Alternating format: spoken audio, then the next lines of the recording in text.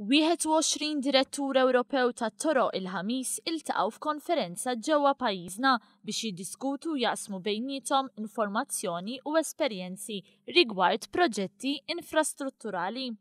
Fetaħ il-konferenza l-Ministru tat-Trasport u l-Infrastruttura Joe Mizzi.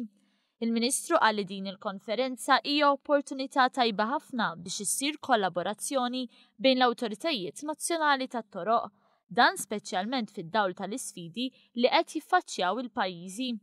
Huwa qal kif il-Ministeru qed jara li f'din il-leġislatura jimplementa proġetti ambizzjużi, dan bilan li jolli l-livell ta' kwalità tat-toroq f'Malta. L-akbar sfidi ta' dawn il-proġetti huma l-finanzjament kif ukoll il-manutenzjoni tat-toroq. Il-Ministru Mizzi qal li meta l-proġetti infrastrutturali jieħdu aktar żmien minn dak stipulat, jintilfu kemm spejjeż ekonomiċi kif ukoll dawk soċjali. Żied li għal dan għandna naġixxu b'soluzzjonijiet kreattivi u innovattivi. Fi kliem Mizzi pajjiżna jista' faċilment jiġi mqabbel ma' belt Ewropea kbira fejn it-tkabbir ekonomiku ta' pajjiżna wassal għal toroq aktar beżlin.